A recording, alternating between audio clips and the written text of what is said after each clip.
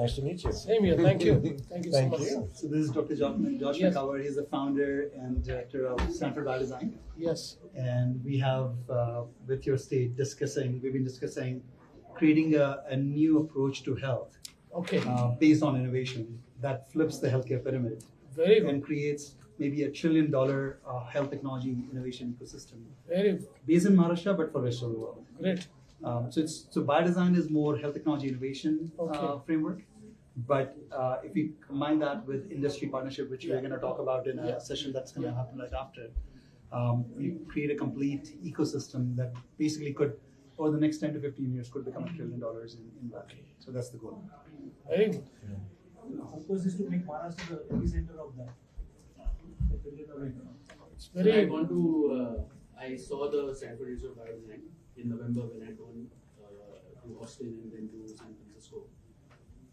Professor Merrill showed me around, and I didn't get a chance to meet. Josh was not there that day. It's just remarkable. They have so many unicorns coming out of that place, and the kind of innovation that is happening on, especially on biodesign and instruments and implants and technologies they're using. It's just Even AI-enabled AI-enabled solutions. solutions. So the idea is to create the next generation entrepreneurs, health Yes. tech entrepreneurs, Yes. all in Mumbai. Very good. And there are three main outcomes that we are hoping for. I would love for Josh to add. One is that it creates health technologies for India and Yes. for the rest of the world, number one. Number two, it brings more access to the underserved parts of the country. Correct. And third is it creates an economic activity that creates lots of jobs, high value jobs. Those are the three goals. And Yeah. we have had great success in our biodesign programs around the world. Josh, do you want to Yeah. share it with? Yeah, absolutely. So nice to meet you. Thanks for having us. It's a framework that we've used across the world to really create the opportunity for an ecosystem and a center point, but fundamentally based on training people and giving them the tools that they need to be able to solve problems for patients. And that foundation allows them to, not only create technologies and businesses, Yes. but also part of the ethos of biodesign is also to give back and train others. So you get this renewing source of energy through the number of people you train, and they train others, and it becomes a real force. And it's happened in many places across the world. That's a great idea. I think, you would like to replicate it. Yes. And I met you a year and a half back. Yeah. You had said that we'll do this. Yes. So time is now. Absolutely. And this is why we now have a letter of strategic collaboration Great. that we would love to exchange. Absolutely. And our hope, Honorable Chief Minister, is that we move very quickly with it Yeah, because yeah. the window of opportunity is now. Yeah. In a matter of coming months, if we can. I totally understand. Now we'll move very fast. Rest assured. Fantastic. Thank you. Yeah. Bring the letter. Yeah. Okay. Okay. So you can. Do I open it You up? can. Yes.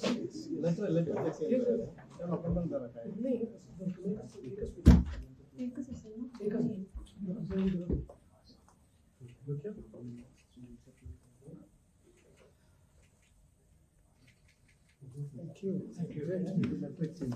Thank you very much. Thank you very much. We have a team of 7 industry leaders. Yeah. These are people from Medtronic, Siemens, Very good.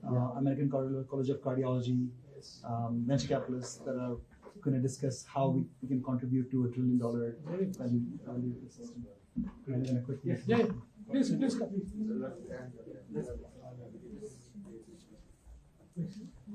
Please absolutely.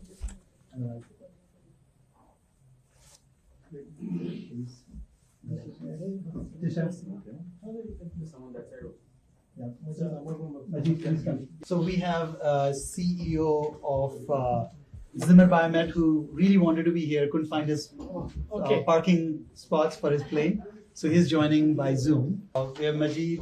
Do you want to quickly, one sentence, summarize your background, talk about your work, Majid? I'll just go through each of the roundtable participants. Majid is part of Medtronic, which is the largest medtech company in the world. But did you want to? I manage Europe, Middle East, Africa, and Asia. I represent our CEO who couldn't make it, unfortunately. So he delegated to me, and we have a great activity and success stories back in the province. And I thank you very much for inviting us. Right. I'm going to start with Tisha. Tisha, do you want to introduce yourself? Sure, Tisha Boatman. I head up government affairs and external affairs for Siemens Healthineers globally, as well as health access. Correct. My name is Ashwini. I teach at Princeton University in the US. I work mostly on One Health, on infectious diseases. I have a health IT company in the US, England. Now we're building the biggest health IT company in the US. Bringing cricket to the US is my passion. Oh. He owns one of the cricket Yes, teams, okay. Premier League teams as well. But he's a health technology entrepreneur, very successful in Ami. Dr. Ami Bhatt. I'm a Harvard professor and cardiologist, and I now serve as the Chief Innovation Officer for the American College of Cardiology, where our global focus is prevention, especially in the South Asian diaspora, really focusing on what are the risk factors for cardiac disease before it actually happens. This is a very powerful group, and these are the folks that make health technology innovation and health technology industry happen. And the reason they all come together is to really think about ways of partnering with Maharashtra State. The ideas that we talked about, $1 trillion in health technology ecosystem. Two of them represents the largest companies. And actually, on the video we have Mr. Tornas. Do you want to introduce yourself? Yes. Can you hear me? Yes, we can hear you. All right. I want to start by saying that whoever told you that the reason that I'm not there is because I couldn't park my plane. It's a little bit of a crossover statement. That sounded awful. No, that's not the case. Definitely getting landing a spot these days at Davos is difficult, but that's not the reason why I'm not there. I'm here in Berlin at a meeting that I had in advance, but really excited about the conversation. I'm the chairman and CEO of the world's largest orthopedic company. It's a Fortune 500 company, really changing how we deliver orthopedic care. Very excited about India. Very excited about the potential partnership, making very significant investments in the country, in your region, in your state. I'm really excited about where this conversation is going. I'm on the way to the Chief Minister. Congratulations. I was reading that you already signed 19 MOUs in the first 24 hours. And that was, Thank you. Ivan, thank you so much for being able to join from Berlin. You can see that there are three very large companies featured here. We have innovators, Chief Innovation Officer from a cardiology conference society, Biodesign program, which is kind of wellspring of ideas. And then we have entrepreneurs who've been very successful, and a venture capitalist who's been investing in the India-US corridor, and somebody who's built a lot of health technologies for underserved as well in Ramanan.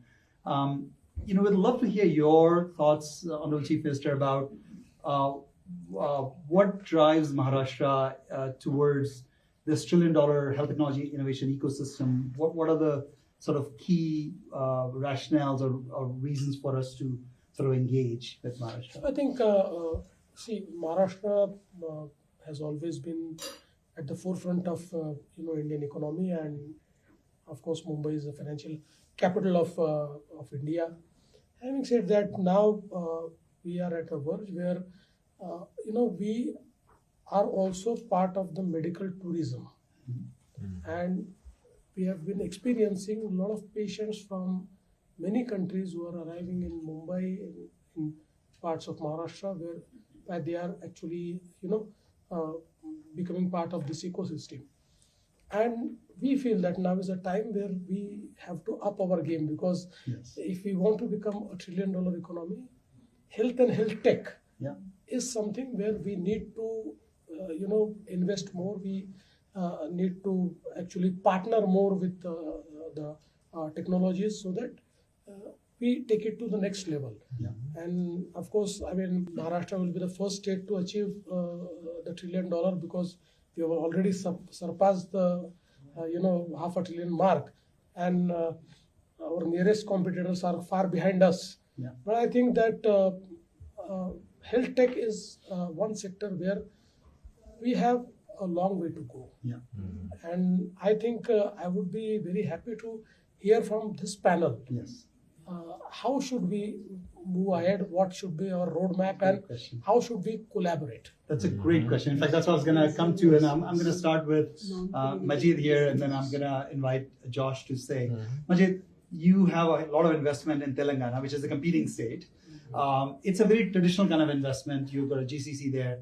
I think what we are talking about here is a new era of health technology with AI and robotics and that actually really modularizes and bring care to the last mile. Can you talk a little bit about how Medtronic would want to partner with Maharashtra State as you think about that future?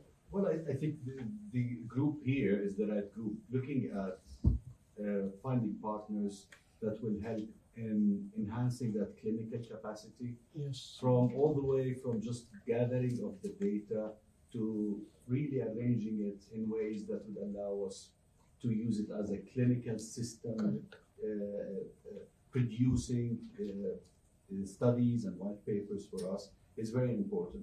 And all the way to the stage where we could maybe work together in your journey towards the $1 trillion, in looking at healthcare as an investment versus a cost. I think a lot of the mistakes or the setbacks we are seeing in the more developed systems in the world, we can work together to make sure that in your systems you avoid it or you make deliberate choices, knowing exactly what went wrong. And we have that visibility globally that we can bring to the table. And by doing that, we enable and give access to more advanced therapies in which the ecosystem then becomes extremely complementary to the chain. It's easy for us to bring innovation centers which collaborate with the clinical system, which eventually can lead into every sort of manufacturing and adoption. That's on the product side. But then the obvious strength here being AI at the forefront of first of the Indian economy, but also of all of your startups, where India is today at the third level competing to the second. There is a lot we can do for both the patients on the device side, but also for the systems. And we as a company are trying to find ways to step into that systems area. It's more difficult in well-established healthcare delivery systems. And doing it when you're still an emerging system could make it easier for us to explore it. And I'm sure with the biosciences and with the involvement of the committees and the cardiology networks, that is core to India's need, and hopefully we can contribute also to the patient at the end of the cycle. So it's really very much connected. Our business to the ecosystem, to the clinical system, and then eventually makes it attractive enough to bring everything else. We have success stories on R&D. We have 1,500 engineers in India in multiple places. Maybe not yet. As you expand, Maharashtra will be a center.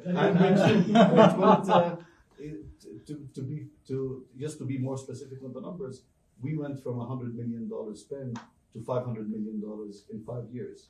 And I think that I don't see it very far away from making another double.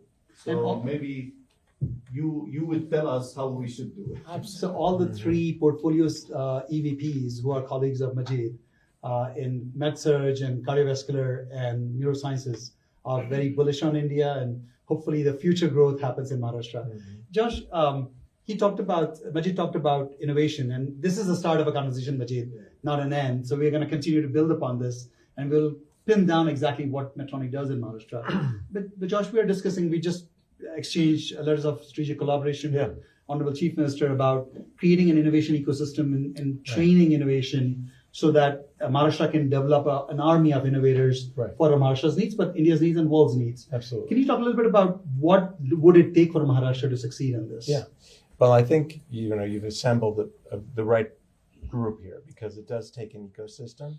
The piece of it where we can be helpful and where Anurag and his team have really invested in India, and we have over 11 biodesign programs across India. But this could be the very first state-sponsored one where it's really strategic. The piece of the ecosystem that we contribute to is really the innovation from within, to train the individuals in country to really identify the needs that are there and create businesses that make sense for that local environment. But you need the academics, you need the big companies, you need the venture capitalists, you need all those things to make it work. But fundamentally, the piece of the ecosystem that we have successfully, exercised in various parts of the world, including India, is really that creating the infrastructure within people, the belief in themselves to be able to tackle challenges that have never been solved before, but to look at it with a new lens and to be encouraged and have an ecosystem in which they can put their ideas to make impact. Can I just add one very important point that started? So far, India was focused a lot on primary healthcare and infectious diseases, and most of the infectious diseases have been eliminated. So our longevity went up. In the last 10 years, we find that more than 54% of the premature mortality is due to non-communicable diseases. Absolutely. And the non-communicable diseases are not detected early. Neither do we have a huge manpower. You're setting this up very well. The next question I was going to ask. I wanted to tell you, so our Chief Minister, we just approved a project of $500 million with the Asian Development Bank, which is going to look at our primary healthcare system, which is basically looking at very A&M's nursing staff, but ensuring that they have all the diagnostic tools to detect cancer, cervical cancer, breast cancer early, and then give them a pathway of treatment which connects to the tertiary hospital, because we can't get all the tertiary hospitals. Today we have a huge congestion in our tertiary hospitals because we are not able to prevent or to detect early at stage 1. So that's one area where AI and diagnostic tools are applied, and we could work very well with this ADD project. 100%. Yeah. So this is in fact very much scope. And I was going to come to Amit. So that's I didn't pay him to say. No, it seems like you did. Yeah. So I mean, cardiovascular disease burden, cancer, diabetes, these are major burdens for India. They're growing, and they are insidious because they evolve over a period of time, cost a lot of money to the state. You're a chief innovation officer at ACC. US is very well resourced. How could some of the lessons that you are learning from the work that has been done in the US last couple of decades be relevant to Maharashtra? And how could those lessons be, those could translate across other chronic conditions? Absolutely. So I think, first of all, thank you for having us here. There are probably 3 areas that I would focus on. I think the first is I start with the patient. Cardiovascular disease is, in fact, now that we're thinking about non-communicable diseases, the #1 killer of Indians, period. And so with that in mind, we need the patients to be able to be engaged. And to do that, there is an incredible community of companies and technologies that allow wearables, that allow platforms where patients can actually measure themselves. If they don't measure themselves, we can't measure them. We've tried this for years. And so creating that infrastructure is really important. We've done that with some partners in India so far. Would love to partner in Maharashtra to do that. So that's first, is educating the patient, having them bring all that data in. These are millions of data points about their heart rate, their blood pressure every day, all the time, that we can act on, that we haven't done. And so that's one of the things that we build. The second is looking in the hospital system itself at not treating, you mentioned cancer, right? For cancer, we do screening. For heart disease, we don't do screening. Absolutely. But we partner with Siemens Healthineers, with Medtronic at ACC to think about, okay, CAT scans, doing early ultrasound. When can you find the coronary disease sooner before they need the bypass? Correct. Because Indians cannot take a bypass. They have 2 small arteries. The bypasses often fail. We have to get them sooner. So partnering with the technology companies in the hospitals to say, how can we find those patients sooner? Even if you didn't go in for a CAT scan for your heart, I can still see your heart. So let's analyze it. So that's number 2, is building that infrastructure. And then I think the third part that I think about is we don't have enough doctors. We probably don't have enough nurses. We have so many community health workers in India. There are so many people that we can use AI to help upskill. They don't have to do surgery like me. Correct. But they have to know this patient is sicker. Let's send them for care sooner. This patient is okay. They can go home. And we can set that kind of up. So infrastructure, patients measuring themselves, the technologies in the hospital finding patients sooner, and then really upskilling all the health workers so that they can do better work. And those are the 3 models we've worked in the US, but also abroad in Africa, in the Middle East, and starting to in India. So I think those would be the areas that we Very would focus interesting. on. Brilliant. Of course. Yeah, before I bring two of you on access side and underserved communities, which is a big focus for the Honorable Chief Minister, I want to come to Ivan and then to Anurag. Ivan, you run the largest orthopedics device companies in the world. Robotics is starting to play a significant role in your work. How do you see India playing in that future? And you talked about some of the examples of things that you would want to do with the Honorable Chief Minister with Maharashtra. Can you talk a little bit more about that? Double click on that a little bit. Yeah, absolutely. So first things first, in early 2027, maybe late 2026, my company, Zimmer Biomet, will be the first company in the world of orthopedics to launch a fully autonomous robot for orthopedic care. Oh. And the clinical trial is actually happening in India at Shah Hospital in, I'm going to mispronounce it, Ahmedabad. So I apologize for that. But we're making big ball bets in robotics.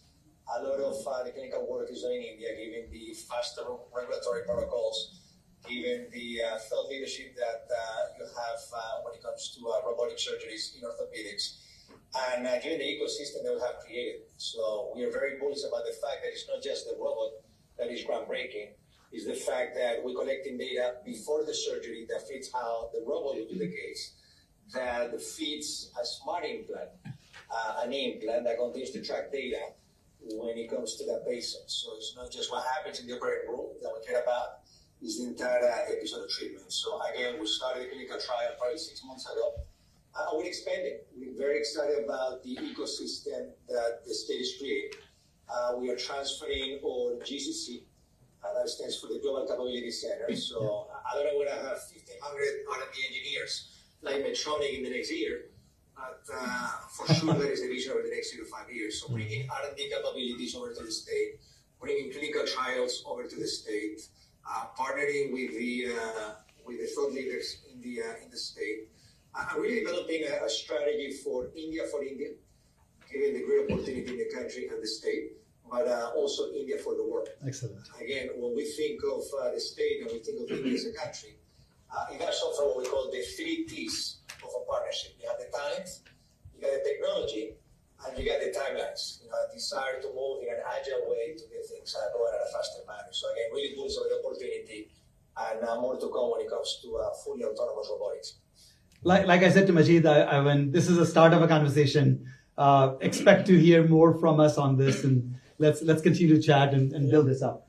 I'm going to come to.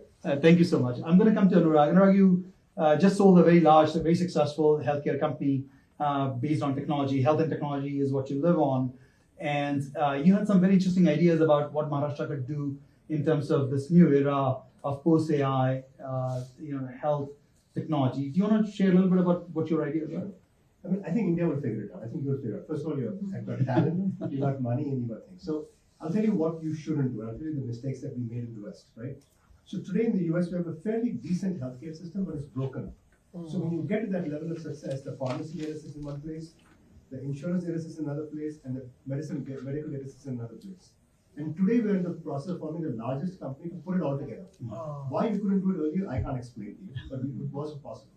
So if you imagine success is coming your way, then insist on interoperability. Correct. Whatever you're doing, you have to be interoperable like UPI. That is the one thing I would want you to mandate from day one. Very valid solution. Just do that. The second thing is that you're not going to catch up on the clinical capacity anytime soon, but AI is here to help. Eventually, you'll have an AI bot that will be personalized for every single person. So don't worry about building the capacity. The technology will be here to help you. So I know you'll figure it out. I'm just saying, focus on interoperability and help and ask for AI. Great. Thank you. Tisha, I'm going to hold you, keep you for the last because I really want to end on that bang about access. But I'm going to have you come in, Ramanan. You've done a lot of work in global health technologies for underserved. During COVID-19, we collaborated on helping India with during crisis, especially during the second wave. Talk a little bit about what you learned from your experience on what Maharashtra could take away. And especially, how do you make a viable health technology industry that serves the underserved as well? So I teach, I'm a professor. But one of the things I did starting quite a few years ago, in fact, Anurag was one of the early investors on it. So just for context, both of us go back to first standard. Oh. Both grew up in So the problem statement was that most of rural India doesn't have access to diagnostics. Only 5 to 10% across India have access to diagnostics. When I talk about diagnostics, even taking blood pressure as a diagnostic does not actually exist in most of these places. Even when the ANM goes, you take for any child, she would write 120/80 for every mother because they're not measuring. Correct. They're just trying to fill the registers. So we started with a product that could do all of the antenatal care visit for a patient using a small device that was first tested in 3 districts of Jammu, is now scaled up. It's now the largest selling point of care multi-parametric diagnostic called HealthQ. It's in every primary care clinic in Uttarakhand, for instance. It's in Meghalaya, it's in Gadchiroli, quite widely in Gadchiroli, and a few other Maharashtra districts which I'm not coming to the top of my head right now. But what this enables is, it enables someone with a 7th standard education to go out and be able to measure something like 60 parameters, whole range at a very affordable cost. And I think it also addresses the point that Anurag made, which is of interoperability.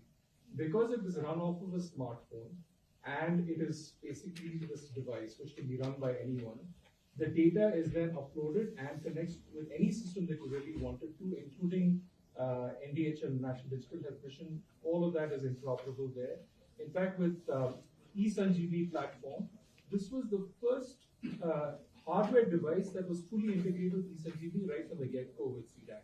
So all this was thought in place, but because it was designed not somewhere else, it was designed in India, it's made in Bangalore, the entire team sits in India, all the data is in India. It was a fully Indian product, which now has served more than about 3 million patients in India itself. I think, as Anurag says, many of the solutions that we will find in India will come from India itself. And in fact, Indian solutions will make a difference in the world. This device is now sold in Mexico. It's CE approved, can be sold in Europe as well. Because when you make for India, it actually becomes a very affordable product which is scalable, which harder to bring stuff in, but easier to take stuff out. So I would urge Maharashtra to be a leader in health tech innovation. We don't have to import health tech. We can be exporting health tech. And I think the time is now when Africa, all these places are making the investments in health. But I think what can be tried and tested like HealthQ in India can then make a huge difference. And I think it should also not be, I mean, you take health and wellness centers, which is probably what you're spending your 500 million, the Arogya Mandir and all of that. I think we can do this in much more cost-effective ways than going and replicating what others have done and say, I want to set up a lab, I want to get this machine, that machine. That is not going to work out for India at all. We need to have things which are very affordable, easy to use. And I'll conclude by saying, if I don't mind, I know your team, I will send you the best description of this, how it works, which was done by Mrs. Rajshri Birla. Okay. Because she was one of the early supporters of this, Vodafone Idea supported this, and she explains in a 10-minute video this entire system. Wow. And remember, she's not talking from a script, she's talking from the heart. Because, as you know, she's a social worker. Yeah, absolutely. So I will send that to you. Please. And then, better than me saying anything, you will hear from Mrs. Birla on what she Great. Beautifully said, and as I expected you would, and that really is a very important point. And I think this goes back to all the multinationals that are on the call in here about engaging with India and partnering with India, and you're already investing. So you get the last word, Tisha. You know, one of the largest medtech companies in the world. You have a lot of investment in India. You're working with India quite a bit. You lead access. You're the senior most leader at Siemens Healthineers for access. Talk about what sort of engagement you see with state of Maharashtra and with India, and especially innovation from the ground up within India for the rest of the world. And in the process, bringing access to 1.4 billion people and 5 billion people in Global South and 8 billion around the world. Yeah, I mean, we have a super strong focus on access and on patient impact. I think you're partway there already, right? Having the vision to say we're going to invest in our own population, our own people, and also do medical tourism, right? There's no well-functioning health system in the world that doesn't have a level of care that's being provided at a very high end, that's being paid for, and then a certain amount of access care that's being paid for. I think a few things have already been said, but two things really stick out for me. One is the importance of diagnostics and really having diagnostics in the community, digitally connected. That is really how you will extend life, right? Even in the most well-developed, well-funded health systems, and I personally have been a breast cancer survivor in the Danish health system, right? If you don't detect early, you will not be able to clinically nor economically make a difference, a significant difference on health. You may be able to make an impact for that one patient, but you won't change a society and the community. And then the other thing I have heard a little bit about, but I just want to emphasize it on, building health systems is about investing also in local jobs, right? So there's the clinical jobs, there's the community health workers, there's the high-tech positions and things like that. But there's also a lot of STEM jobs, people to repair systems, people, data scientists, and so there's a whole ecosystem. If you look at communities in the United States, rural communities, very often the health system is the biggest employer, right? Yeah. And often combined with most people miss that point. With an academic medical center, I mean, this is the center of a thriving community, and that's whether it's the urban core and a portion of Mumbai, or it's in a more rural location. That is really how you build foundational communities. 100%. I'm going to take a moment to acknowledge three people who have really been critical in bringing all of this together. The Deshpande brothers, Abhijit Ashutosh, and Megha, my chief of staff. Thank you so much. And of course, Kaustal ji and rest of your team. It's been phenomenal working, bringing all of these are folks that have agreed to do this in a pretty short notice, mainly because we got a chance to meet with you and just kind of walk you through how we think about your call to action. This is a starting point. But hopefully we can make quick progress with first with our the letter that we exchange, and then engaging with these stakeholders. Absolutely. And I will thank you too.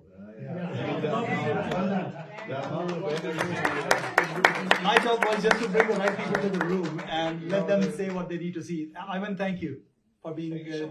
Thank you. Thank you. But Dr. Anurag, just one last point though. Yeah. Thank each one of you to make it a short span. Yes. But there is a tremendous amount of startup ecosystem right now in India, especially in Maharashtra. Maharashtra is the startup capital of the country.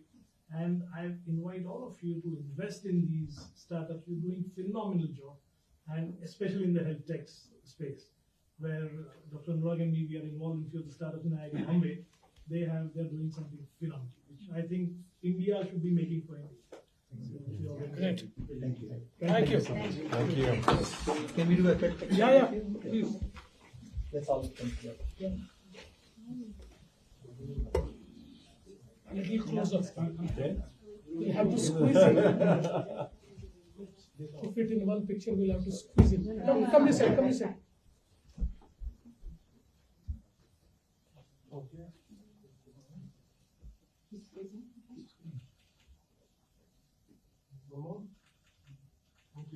Thank you. Thank you so much. Thank you. Very nice. Great. Thank you so much. Absolutely. Thank you so much. And when we come home to Mumbai, I will come and find the office. Yes. आपको ये खबर कैसी लगी? हमें comment करके जरूर बताएं। Video को लाइक करके चैनल को सब्सक्राइब करें और बेल आइकन दबा दें, ताकि आपको ऐसी खबरें मिलती रहें। स्क्रीन पर दिए गए QR कोड को स्कैन करके हमको सपोर्ट जरूर करें, ताकि हम खबरें और विश्लेषण आपके लिए और भी तेजी से लाते रहें। मिलेंगे अगली खबर में। तब तक के लिए जय हिंद, हर हर महादेव।